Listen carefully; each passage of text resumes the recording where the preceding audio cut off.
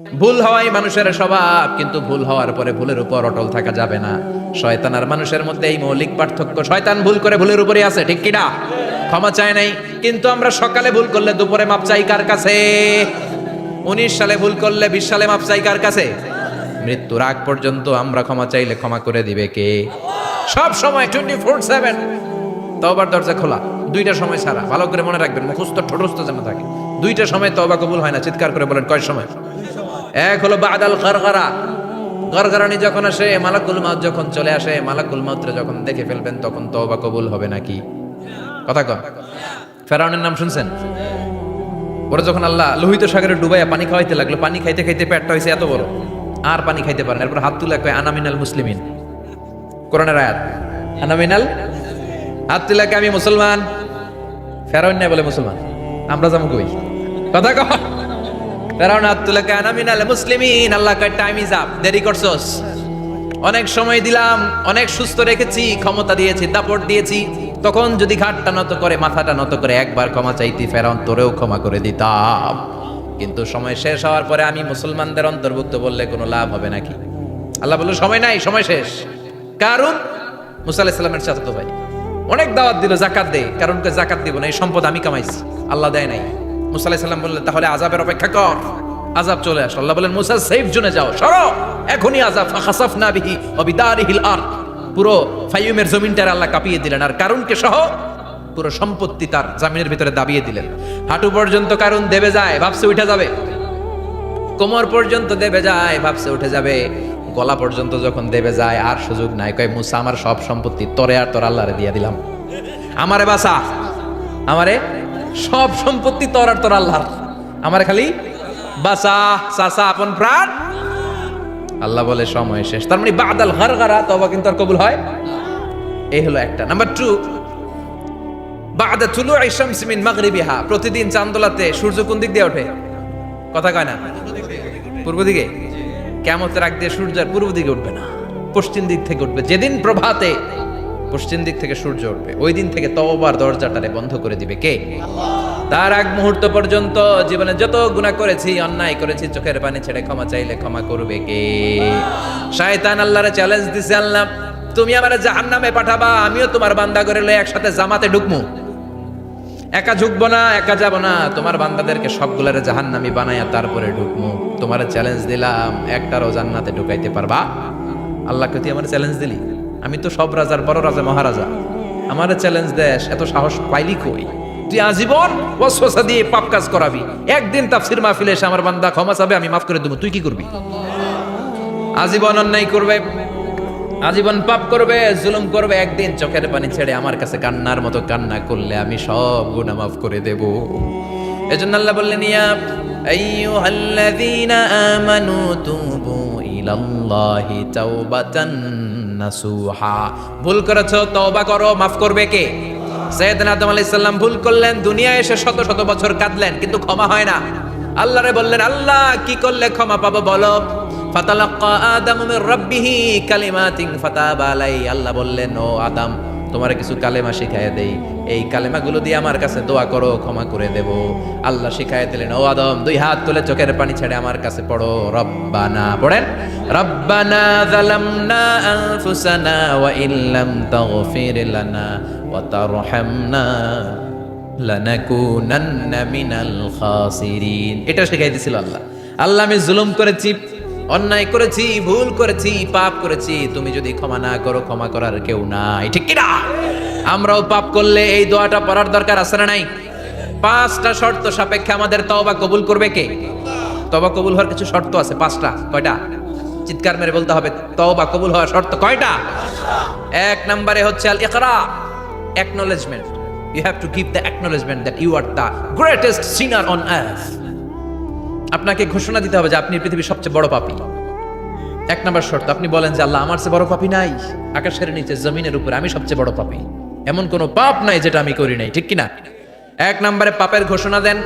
2 নম্বরে আন-নাদাম, নাদাম মানে repentance, you have to be repentant for what you have done. আপনাকে অনুতপ্ত হতে হবে, চোখের পানি ছাড়তে হবে, আল্লাহ আমি লজ্জিত, আল্লাহ আমি নাদান, আমি পিশাচ, আমারে মাফ করে দাও। তার মানে স্বীকার গেলেন কি অন্যায় করেছেন, 2 নম্বরে আপনি অনুতপ্ত হলেন, 3 নম্বরে স্টপ, যেই পাপ করতেছিলেন ওইটা থামান। Stop what you have done, যেটা করতেছিলেন আগে থামান। আপনি সুদ খাইছেন, অনুশোচনা আসলো, মাফও চাইতেছেন, আবার সুদও খাইতেছেন, হবে? আপনি ঘুষ খেয়েছেন, তওবা শুরু করলেন, আবার ঘুষও খেয়ে যাচ্ছেন, হবে? থামেন, স্টপ। 3টা গেল। 4 number, to hate what you have done, ঘৃণা করতে হবে, যেই পাপটা করেছেন মন থেকে ওই পাপটাকে ঘৃণা করতে হবে। 5 নাম্বার শর্ত হচ্ছে to determine that you never repeat this sin again in your life. আল্লাহর ওয়াদা দেন, কমিটমেন্ট দেন যে আল্লাহ আমার জীবনে পারতপক্ষে এই পাপ জীবনেও করবো না। চিৎকার করে বলেন ঠিক কিনা? তার মানে আপনি শিকার যান, তারপরে আপনি অনুতপ্ত হবেন, যে পাপ করেছেন থামিয়ে দিবেন, পাপটারে মন থেকে ঘৃণা করবেন, আর আল্লাহরে ওয়াদা দিবেন আল্লাহ আর করবো না। এই 5টা শর্তের আলোকে তওবা করলে জীবনের সব গুনাহ মাফ করে দিবে কে? এজন্য আল্লাহ বললেন, ইয়া আইয়ুহাল্লাযীনা আমানু তুবু ইলাল্লাহি তাওবাতান নাসুহা, তওবার মতো তওবা করো, সব গুনাহ মাফ করতে পারে কে? তওবা করবেন তো? রাজি আছেন? কবে করবেন? এই মুহূর্তে তওবা করলাম, এই মুহূর্তে আল্লাহর কাছে ক্ষমা চাই, আল্লাহ জীবনের সব গুনাহ মাফ করে দাও। আমাদের দেশে তওবা করার জন্য হুজুর লাগে, কথা কন? পীর সাহেব হুজুর, বড় হুজুর, ছোট হুজুর, হাফেজ সাহেব লাগে না? হাফেজ সাহেব, ইমাম সাহেব, এদের ছাড়া নাকি তওবা হয় না। না, এটা ভুয়া কথা। আপনি অনুতপ্ত হন, আপনি চোখের পানি ছাড়েন, আপনি আপনার রবরে বলেন, ক্ষমা করে দিবে কে? ইমাম সাহেব আসতে হবে শর্ত না, পীর সাহেব হুজুর এসে হুজুরের হাতে হাত রেখে তওবা পড়তে হবে শর্ত না। আপনার রবরে ডেকে চোখের পানি ছেড়ে ক্ষমা চান, ক্ষমা করবে কে? আর প্রতিদিন শতবার পড়তে থাকবেন আস্তাগফিরুল্লাহ। আওয়াজ করে সবাই পড়েন আস্তাগফিরুল্লাহ, আর জোরে পড়েন আস্তাগফিরুল্লাহ। বিশ্বনবী বলেন, মান লাজিমাল ইস্তিগফার জাআলাল্লাহু লাহু মিন কুল্লি দিকিন মাখরাজা। সব সময় ইস্তিগফারের সাথে যে লেগে থাকবে, রব্বুল আলামিন তারে 5টা জিনিস দিবে। কয়টা? কথা কন আরো জোরে, সবাই বলেন কয়টা? নাম্বার 1, জাআলাল্লাহু লাহু মিন কুল্লি দিকিন মাখরাজা। বিপদে পড়লে বিপদ থেকে উদ্ধার করবে কে? রাস্তাঘাটে দুর্ঘটনা হতে পারে, যে কোনো সময় ভূমিকম্পে পড়তে পারি, বজ্রপাত পড়তে পারে না, ঠেড়া পয়রা মানুষ নাই, আছে না নাই? এই বিপদ আপদ থেকে আপনারা রক্ষা করবে কে? যদি আপনি ইস্তেগফারের সাথে আঠার মতো লেগে থাকেন। কিসের সাথে? কথা বলেন। ইস্তেগফারের সাথে লেগে থাকতে পারলে 1 নাম্বার হচ্ছে বিপদে পড়লে আপনারে মুক্ত করে দিবে কে? 2 নাম্বার, রমিন কুল্লি হাম্মিন ফারাজা, যে কোনো ধরনের টেনশন, হাইপার টেনশন থেকে বাঁচায় দিবে কে? আমাদের তো টেনশন মেনশন নাই না? আছে? লাইফ নিয়ে টেনশন, বাঁচার টেনশন, মরার টেনশন, ক্যারিয়ারের টেনশন, রাস্তাঘাটে যানজট এটার টেনশন, পুলিশের দৌড়ানি, র্যাবের দৌড়ানি, বাড়ির ভাড়া, গ্যাস বিল, বিদ্যুৎ বিল, ছেলে মেয়েদের লেখাপড়া, কত টেনশন। এই সব টেনশন থেকে আপনারে মুক্ত করে দিবে কে? 3 নম্বরে, ওয়ারযুকহু মিন হাইসু লা ইয়াহতাসিব, এমন জায়গা থেকে আল্লাহ আপনার রিজিকের ব্যবস্থা করবে আপনি কল্পনাই করতে পারবেন না। সুবহানাল্লাহ পড়েন। 4 নম্বরে, সবসময় ইস্তেগফার যদি পড়া হয়, আল্লাহর কোনো আযাব ওই বান্দার উপরে আসে না। ওমা কানাল্লাহু মুআযযিবাহুম ওয়া হুম ইস্তাগফিরুন।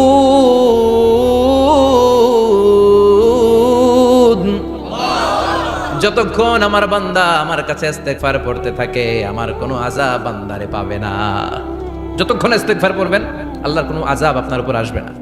4টা গেল। 5 নাম্বার, বারবার ইস্তেগফার পড়লে রফিক ভাই আল্লাহ আপনারে মুস্তাজাবুদ দাওয়া বানিয়ে দিবে। দোয়া করা মাত্র কবুল করে নিবে কে? মুস্তাজাবুদ দাওয়া বুঝেন তো? মানে যিনি হাত তুলতে দেরি, কবুল হতে দেরি হয় না। বারবার ইস্তেগফার পড়ে দেখেন যে আপনার দোয়া কেমনে কবুল হয়। ইমাম আহমদ ইবনে হাম্বলের নাম শুনেছেন? হাম্বলি মাযহাবের প্রতিষ্ঠাতা। হানাফি, শাফিঈ, মালিকি, 4 নাম্বারটা আপনারা বলেন হাম্বলি। এই হাম্বলি মাযহাবের ইমামের নাম আহমদ ইবনে হাম্বল, জগৎ বিখ্যাত মুহাদ্দিস। একক স্বতন্ত্র হাদিসের কিতাব হিসেবে পৃথিবীতে সবচেয়ে বড় যে হাদিসের কিতাব, ওইটার নাম মুসনাদ আহমদ ইবনে হাম্বল। 40,000 হাদিসের কালেকশন আছে এটাতে। এই ইমাম আহমদ ইবনে হাম্বল ওনার শেষ জীবনটা হাদিস পড়ানো, হাদিস কালেকশনের জন্য ব্যয় করেছেন। শহরের পর শহর, দেশ থেকে দেশ, দেশান্তরে ঘুরতেন একটা হাদিসের জন্য। উনি সফরে বেরিয়েছেন হাদিস কালেকশনের জন্য। প্রচন্ড শীতের রাত, উনি মাগরিবের নামাজ, এশারের নামাজ পড়ে একটা মসজিদে শুয়ে পড়লেন, আর শুয়ে শুয়ে হাদিস পড়তেছেন। কি পড়তেছেন? কথা বলেন। আর মনে মনে ভাবলেন রাতটা মসজিদে কাটায় দেই, ফজরের নামাজ পড়ে আবার বেরোবো। কিন্তু দারোয়ান এসে বলে মসজিদে থাকতে পারবেন না, ওঠেন। দারোয়ান আছে না? কথা কোন? আহমদ ইবনে হাম্বল বললেন, আমি শুধু রাতটা থাকতে চাই, আমি তো ফজরেরও মুসল্লি, ফজর নামাজ পড়বো তো এই মসজিদে, আমার থাকতে দাও। দারণ তো দেয় না, কেনা মসজিদে থাকার জায়গা না, যান মিয়া। উনি যে আহমদ ইবনে হাম্বল এটা চিনে নাই, থাকতে দেয়। কি করবে এখন? উনি কাঁথা গুছিয়ে হাদিসের কিতাব নিয়ে কাঁধের মধ্যে ব্যাগ নিয়ে মসজিদ থেকে বের হয়ে গেলেন। কি আর করবেন, প্রচন্ড শীত, আর কাঁপতেছেন, বুড়ো মানুষ। পথিমধ্যে দেখলেন বাজার একজন খাব্বাস, শাবুন খাব্বাস, যুবক রুটি বিক্রেতা। সে রুটি বিক্রি করে, চুলার মধ্যে রুটি সেকে। সে যে সালাম দিল, আসসালামু আলাইকুম, যুবক বলে ওয়ালাইকুম আসসালাম। আহমদ ইবনে হাম্বল বলে, যুবক আমার যাওয়ার জায়গা নেই, সফরে বেরিয়েছি, খুব শীতে কষ্ট পাচ্ছি, রাতে যদি তোমার এই চুলা থেকে একটু আগুন পোহাই কোনো সমস্যা? যুবক বলে, না না সমস্যা না, হালান ওয়া সাহালান, খোশ আমদেদ, আসেন আসেন, আপনি আগুন পোহাইলে আমার সমস্যা কি? সুবহানাল্লাহ পড়েন। আল্লাহ শুকরিয়া করে উনি বসলেন আর আগুন পোহাচ্ছেন। আর খেয়াল করলেন যুবক রুটি বানায় আর পরে আস্তাগফিরুল্লাহ, রুটির দলা বানায় পরে আস্তাগফিরুল্লাহ, খামির বানায় আর পরে আস্তাগফিরুল্লাহ, রুটি নিয়ে উনুনের ভিতরে চুলার ভিতরে সেকা দেয় আর পরে আস্তাগফিরুল্লাহ, দোকানদারের কাছে কেউ আসলেই সে রুটি দেয় আর পরে আস্তাগফিরুল্লাহ, ক্রেতার কাছ থেকে টাকা নিয়ে ক্যাশ বক্সে রাখে আর কি পড়ে, আবার রুটি বানানো শুরু করে আর কি পড়ে, খালি এইটাই পড়তেছে। ইমাম আহমদ ইবনে হাম্বল তো অবাক, কিরে এটা আবার কেমন যুবক, খালি আস্তাগফিরুল্লাহ। উনি প্রশ্ন করলেন, যুবক ঘটনা কি? আসার পর থেকেই তোমার দেখতেছি তুমি রুটি বানাও, রুটি বিক্রি করো আর পড়ো আস্তাগফিরুল্লাহ, মালাকা ইয়া শাবাব। যুবক বলে, আস্তাগফিরুল্লাহ আমার সবচেয়ে বেশি পছন্দের আমল, আমি সব সময় আঠার মতো ইস্তেগফারের সাথে লেগে থাকি আর সব সময় পড়তে থাকি আস্তাগফিরুল্লাহ, আর এর বদৌলতে আল্লাহ আমারে মুস্তাজাবুদ দাওয়া বানিয়ে দিয়েছে। আহমদ ইবনে হাম্বল তওবা, আনতা মুস্তাজাবুদ দাওয়া, তুমি মুস্তাজাবুদ দাওয়া, রুটিওয়ালা। আমি এত বছর হাদিস পড়াই, আমিও তো মুস্তাজাবুদ দাওয়া না, আর তুমি রুটি বেচো বাজারে, তুমি মুস্তাজাবুদ দাওয়া, তুমি দোয়া করলেই সব কবুল হয়ে যায়। যুবক বলে, না আনা মুস্তাজাবুদ দাওয়া, আমি আমার জীবনে যত দোয়া করেছি কবুল করে নিয়েছে কে? সব দোয়া কবুল করে নিয়েছে আল্লাহ, একটা দোয়া ছাড়া। কয়টা? আহমদ ইবনে হাম্বলের কৌতূহল, কিউরিয়াসিটি আরো বেড়ে গেল। কি? সব দোয়া কবুল হয়েছে একটা দোয়া ছাড়া। মা যালিকা দুআ ইয়া শাব, কি সেই দোয়া? যুবক এবার বলতে শুরু করলো, আমার জীবনে যে দোয়াটা আল্লাহ কবুল করে নাই সেটা হচ্ছে, আমি আল্লাহর কাছে অনেক চেয়েছি, অনেক দোয়া করেছি, যে আল্লাহ শুনেছি এই জামানার সবচেয়ে বড় মুহাদ্দিস, তার নাম নাকি ইমাম আহমদ ইবনে হাম্বল। আল্লাহ তোমার কাছে আমার চাওয়া, আমি যেন এই ইমাম আহমদ ইবনে হাম্বলরে দেখে মরতে পারি, আমি যেন ইমাম আহমদ ইবনে হাম্বলের হাতে হাত রেখে মুসাফা করতে পারি আর তার কপালে একটা চুমু এঁকে দিতে পারি। আহমদ ইবনে হাম্বল আবেগপ্রবণ হয়ে গেলেন, চোখের পানি ছেড়ে দিলেন, বললেন, যুবক তোমার এই দোয়াটাও কবুল হয়ে গিয়েছে। আহমদ ইবনে হাম্বলের দেখা সাক্ষাৎ পাওয়ার জন্য আহমদ ইবনে হাম্বলের বাড়িতে তোমার যাওয়ার দরকার নাই, আহমদ ইবনে হাম্বল তোমার দরবারে ছুটে এসেছে। আনা আহমদ ইবনে হাম্বল মুহাদ্দিসুদ দাহর, আমি নিজেই আহমদ ইবনে হাম্বল। যুবক চোখের পানি ছেড়ে দেয়, আহমদ ইবনে হাম্বল চোখের পানি ছেড়ে দেয়। যুবক চিৎকার মেরে ইমাম আহমদ ইবনে হাম্বলকে জড়িয়ে ধরে, হাতে হাত রেখে মুসাফা করে, কপালের মধ্যে চুমু খায় আর আল্লাহর শুকরিয়া করে বলে, ও ইমাম, আসলে এই দোয়াটাও আল্লাহ আজকে কবুল করে নিল। বিশ্বাস হয় সবসময় ইস্তেগফার পড়লে আপনার দোয়াগুলোর এইভাবে কবুল করে নিবে কে? এই পাঁচটা জিনিস পাবেন সবসময় যদি ইস্তেগফারের সাথে লেগে থাকেন। রাজি আছেন তো? এজন্য বিশ্বনবী সব সময় নামাজে সালাম ফিরানোর পরে পড়তেন আস্তাগফিরুল্লাহ। কি পড়তেন? 3 বার পড়তেন আস্তাগফিরুল্লাহ, আস্তাগফিরুল্লাহ, আস্তাগফিরুল্লাহ। পড়তে রাজি আছেন? ইস্তেগফারের অনেকগুলো আলফাজ আছে, সবচেয়ে ছোট ইস্তেগফার হচ্ছে এটা, আস্তাগফিরুল্লাহ, আস্তাগফিরুল্লাহ। আরো আছে আস্তাগফিরুল্লাহ আল্লাযী লা ইলাহা ইল্লা হুয়াল হাইয়ুল কাইয়্যুম ওয়া আতুবু ইলাইহি। বিশ্বনবী বলেন, এই ইস্তেগফারটা যদি কেউ পড়ে, আত-তাওয়াল্লি মিন ইয়াউমিজ যাহাফ, যুদ্ধের ময়দান থেকে পালিয়ে আসা কবিরা গুনাহ। কি গুনাহ? কাফেরদের সাথে যুদ্ধ, আমি তাগড়া যুবক, তলোয়ার নিয়ে নেমেছি, আমার দেহের এক ফোঁটা রক্ত থাকা পর্যন্ত আমি যুদ্ধ চালিয়ে যাব, আমি ফিরে আসতে পারবো না, আইনটা কার? ফিরে আসলে কবিরা গুনাহ। বিশ্বনবী বলেন, যুদ্ধের ময়দান থেকে ফিরে এসেছে এরকম কবিরা গুনাহ অবলম্বনকারীও যদি আস্তাগফিরুল্লাহ আল্লাযী লা ইলাহা ইল্লা হুয়াল হাইয়ুল কাইয়্যুম ওয়া আতুবু ইলাইহি পড়ে, ওই কবিরা গুনাহকারীকেও ক্ষমা করে দিবে কে? পড়তে রাজি আছেন তো? আবার সাইয়েদনা আবু বকর বললেন, ইয়া রাসূলুল্লাহ আল্লিমনি দুআআন আদউ বিহি ফি সালাতি, এমন দোয়া আপনি আমারে শিক্ষা দেন যেই দোয়াটা আমি নামাজে পড়তে পারি, যেখানেই ক্ষমা চাওয়ার কথা আছে ওইটারই কি বলে? ইস্তিগফার। আল্লাহুম্মা ইন্নী যালামতু নাফসি, আল্লাহ জুলুম করেছি, জুলমান কাসীরা, অনেক জুলুম। ওয়ালা ইয়াগফিরুয যুনুবা ইল্লা আনতা, তুমি ছাড়া এই গুনাহ ক্ষমা করার তো কেউ নাই। ফাগফিরলি মাগফিরাতাম মিন ইনদিক, তোমার দয়ায় আমারে ক্ষমা করে দাও। ইন্নাকা আনতাল গফুরুর রহিম, তুমি হলা ক্ষমাশীল। ঠিক কি না? এটাও ইস্তেগফার, এটাও পড়বেন। আর এই সব ইস্তেগফারের শ্রেষ্ঠ ইস্তেগফারের নাম সাইয়্যিদুল ইস্তেগফার। যত ইস্তেগফার হতে পারে এর মধ্যে সবচেয়ে শ্রেষ্ঠতম ইস্তেগফার নাম কি? কথা কন। বুখারীর বর্ণনা, শাদ্দাদ ইবনে আউস রাদিয়াল্লাহু তাআলা আনহু বর্ণনা করেন, এই সাইয়্যিদুল ইস্তেগফার দিনের বেলা যে পড়বে ওই দিনে মারা গেলে সে জান্নাতি। এই সাইয়্যিদুল ইস্তেগফার রাতের বেলা যে পড়বে ওই রাতে যদি ইন্তেকাল হয় ওই লোকটা জান্নাতি।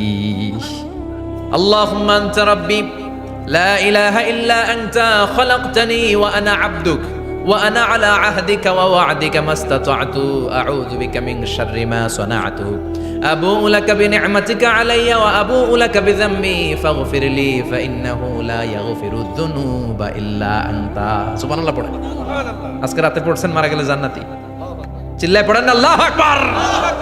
এজন্য বিশ্বনবী বলেন, আমার আগের গুনাহ মাফ, পরের গুনাহ মাফ, তারপরেও প্রতিদিন আমি 70 বার তওবা ইস্তেগফার পড়ি। আজকে থেকে পড়তে রাজি আছেন তো? বেশি বেশি ইস্তেগফার পড়া যাবে না? একটু প্রাণ খুলে দিল খুলে আওয়াজ করে পড়েন তো আস্তাগফিরুল্লাহ। আর জোরে পড়েন আস্তাগফিরুল্লাহ। আবার সবাই পড়েন আস্তাগফিরুল্লাহ।